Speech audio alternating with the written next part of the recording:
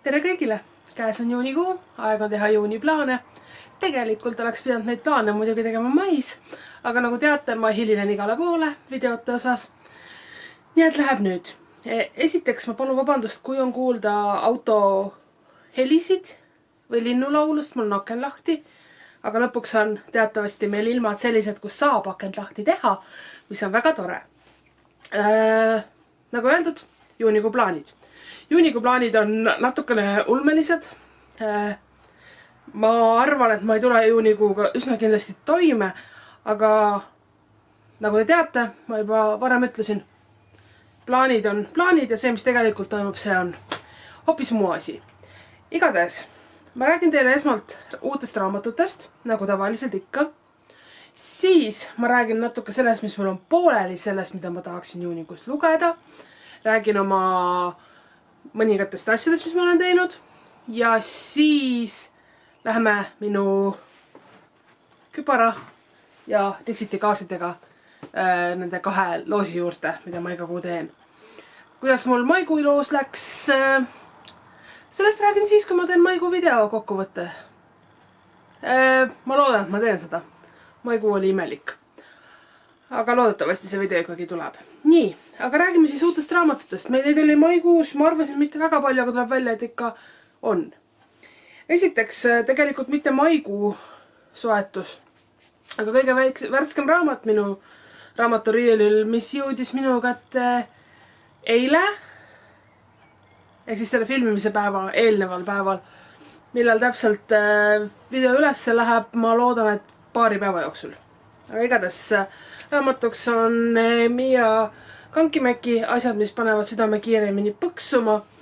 See räägib siis autorist Mias, see on autobiograafiline, kes otsustab 38-aastaselt, et ta lõpetab oma töötamise ajutiselt ja läheb aastaks ajaks Kyotosse ajama Seishonagoni jälgi.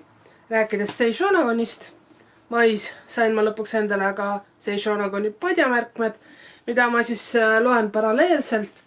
Et see raamat mul hakkaski kohe selle lugemine pihta. Selle juurde ma korraks pöördun tagasi mõne hetke pärast. Edasi on mul Joan Didioni Let me tell you what I mean. See on tema selline esseede kogumik. Tšekk veel alles. Ma ostsin selle puhta sellepärast, et BookTube'is on teda päris palju mainitud. Ta suri eelmisel aastal minu teada. Ja ma tahaksin lihtsalt natukene tema stiiliga tutvuda. Ja see oli põhimõtteliselt ainukene raamat, mis raamatupoes saadaval oli kohe. Edasi jõudis minuni järjekordne imeilus väljaanne Agatha Christie Krimkat. Seekord siis 450 from Paddington. Kõva kaanega väljaandjaks siis Harper Collins. Hästi ilusa ja sellise läikiva stiiliga. Ma ei ütle, et ma tahan tervet seda sarja kokku saada, aga kuna nad nüüd järgimööda annavad iga aasta mingi 3-4 raamatut välja selle kujundusega, siis kes teab. Edasi. Jah. Grandmaster of Demonic Cultivation. Sellel tuli teine osa välja. Mul ei ole esimene veel loetud, nagu te teate. Aga no nüüd läheb teine juurde. Loodan esimese ära lugeda, sest tegelikult augustis ilmub 3. Vist oli augustis. Jah, ja detsembris siis 4. Ja siis, muidugi, ma sain teada seda, et Grandmaster of Demonic Cultivationi koomiks ilmub detsembris. Nii et igatahes me teame, kuhu mu raha läheb. Ja lõpetuseks mainin 2 Illumigradi raamatut, mis kindlasti ei olnud mai plaanides. Esimene neist on siis mai raamat Holly Blacki Book of Night. Selline, ma proovin vaadata, kas ma saan originaalkujunduse siia kõrvale panna. Arvatavasti saan. Aga igatahes selline ilus valge, et servad on mustad. Seest on selline. Ka seal jacketil pole väga midagi, aga seest on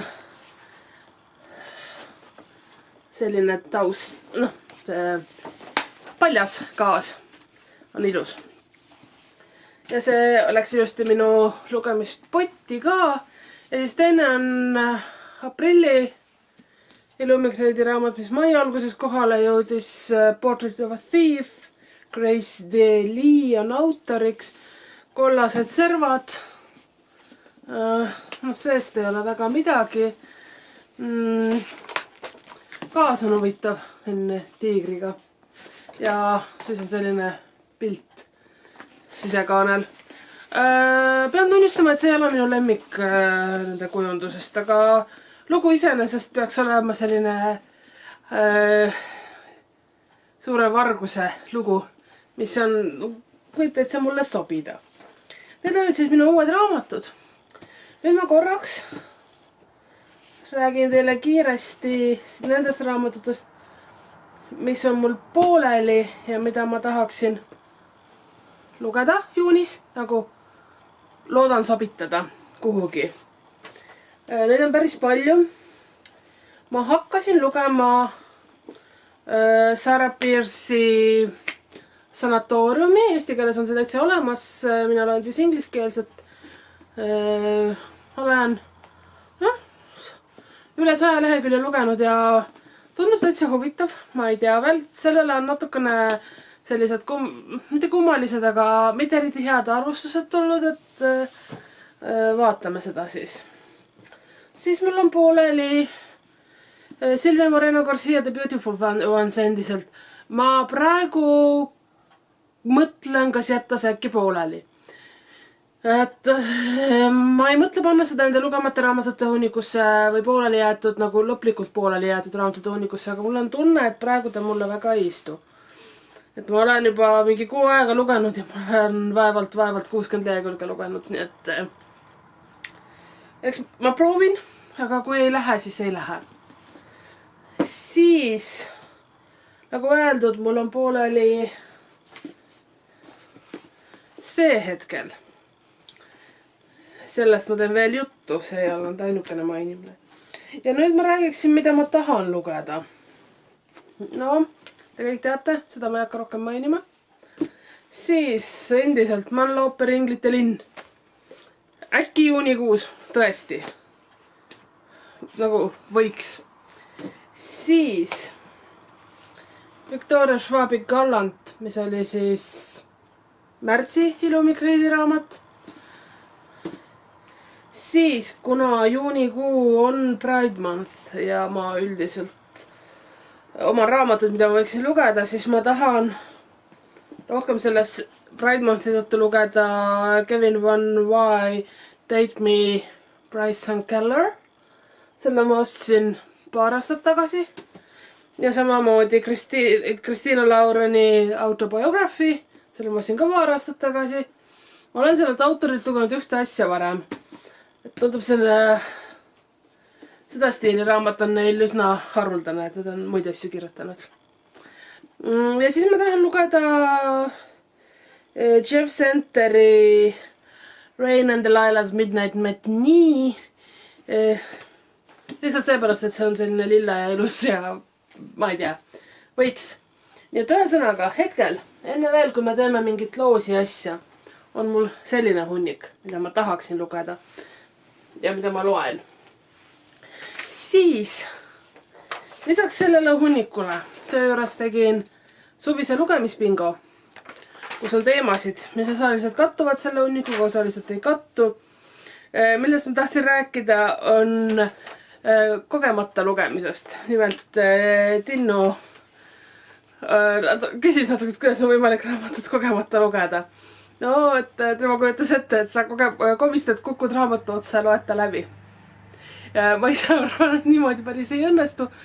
Aga minu loogika on see, et sa saad uue raamatu, sa ei plaani seda kohe lugema hakata, hakkad seda lehitsema, siis äkki seda hakkad lugema ja siis ootamatult avastad, et oled raamatu läbi lugenud.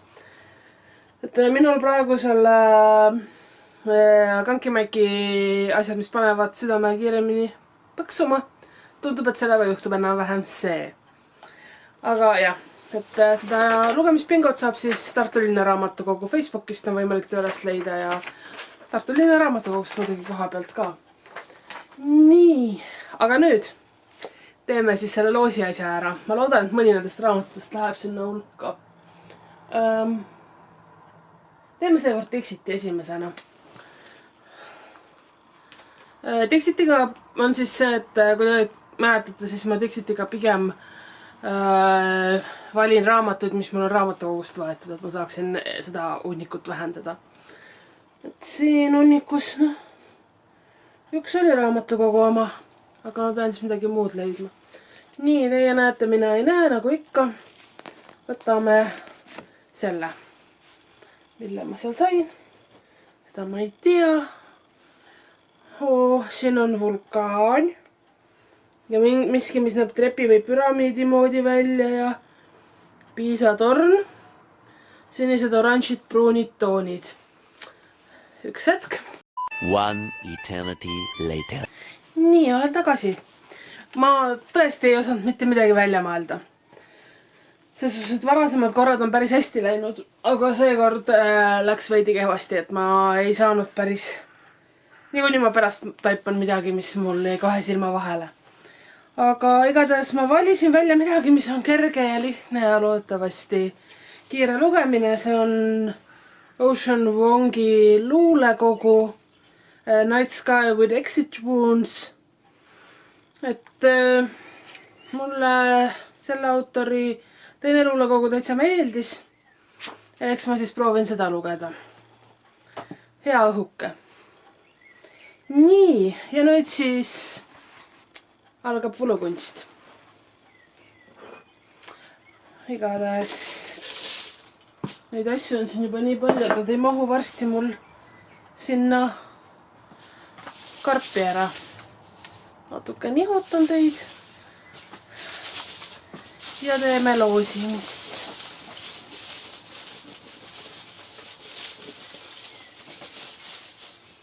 Loodan, et midagi paksu ei tule. Ja nüüd, kui ma seda ütlesin, siis kindlasti tuleb. Pange tähele. Võtan selle. Nii ilus sinine. See sama Ocean Vuongi raamatu. Vaatame. Nii pidi. Loodan, et ta zoomib ära nüüd. Nagu ikka, aga kui ei zoomi, siis loen ette, mille ma sain. The Iron Widow. Ohoo, see on väga vinge, sest et see on üks, kuidas öelda, suur samm minu jaoks, sest et Iron Widow oli eelmisel aastal Illumigreidi raamat. Selline, siin on mekad ja naised ja robotid ja asjad peaksid sees olema. Selle üle ma olen väga õnnelik. Selline hästi kena raamat. Ma arvan, et ma mõnes varasemas videos olen näidanud seda. Aga igatahes see on esimene Illumigreidi raamat, mida ma siis peaksin lugema. Ta ei ole kõige õhem, aga ma loodan, et läheb kiiresti. Nii et nüüd ma pean tõesti otsustama, et kas ma loen Silvia Moreno Garcia raamatu lõpuni või jätan ta hetkel pooleli, sest et oleks vaja seda lugema hakata. Aga igatahes siis lõpptulemus vähemalt hetkel, mida ma tahan lugeda, mis mul on pooleli ja nii edasi, on selline hunnik. Neid on palju. Ma loodan, et ma saan nende lugemisega hakkama ja näen teid järgmises videos. Tšau!